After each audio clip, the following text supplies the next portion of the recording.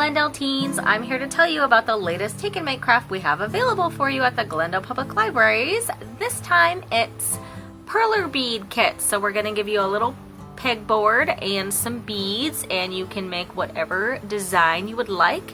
All you need to do is heat it up with an iron and you have a fun little charm that you can put on a keychain, you can put it on your phone, you can hang it on your bag. So stop by the library and pick up your kit. Bye!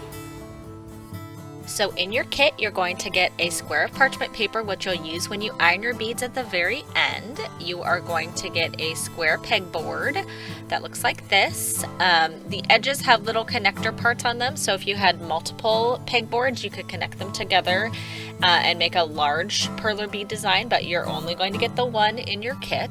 And then you're also going to get 2 to 3 colors of beads, not this many of course, but 2 to 3 colors of beads in your kit as well.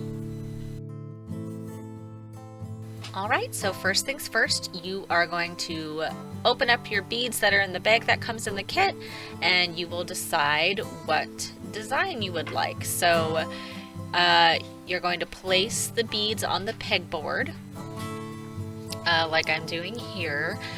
The beads are very small, so it would be helpful to use something like tweezers to get the beads on the pegboard, or you can use a push pin to kind of thread the bead onto the pegs. I'm starting out my design here.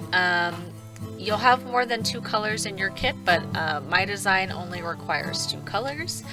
If you don't want to freehand a design, you could print off a template online. There are a lot of perler bead templates that you would just place under the pegboard since it's clear, and you can see where to place the beads, or you could print off a picture and then base your bead design off of that.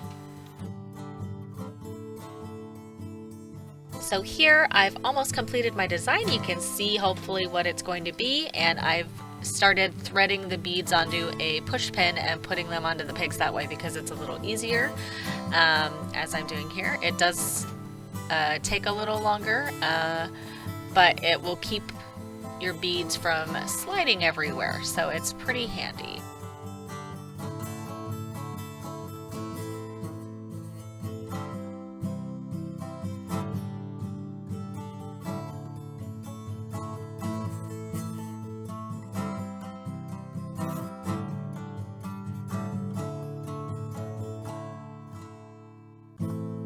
Now my design is finished, so you're going to take your pegboard and place it on an iron safe surface. So I've got like a little mini ironing board here, which you can use at home as well. And then you're going to place your parchment square on top of your design, and then you're going to use the iron on medium heat and heat it for about 20 seconds.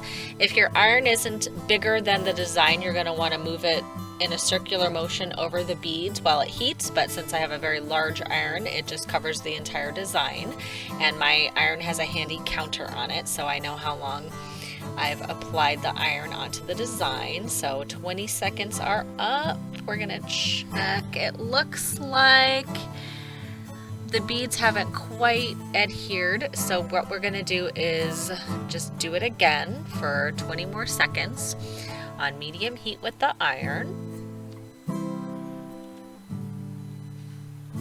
Alright, we're just gonna wait as the timer counts down.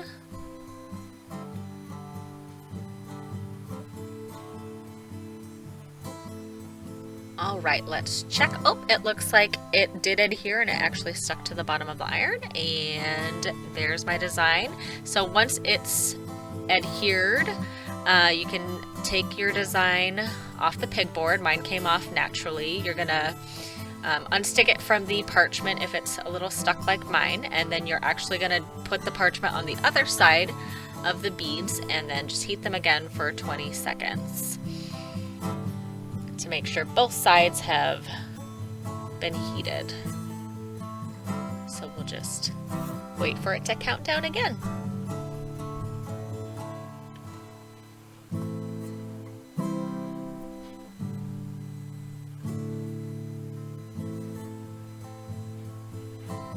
All right, so I've heated both sides and it's all done. So all we're gonna do now is wait for it to cool off a little bit. Okay, it's been a couple minutes, so I'm gonna peel my beads off the parchment, and as you can see, the beads have all fused together. So I could loop this on a key ring, I could hang it on something. Hopefully you can tell what the design is. Have fun with your perler beads, everyone.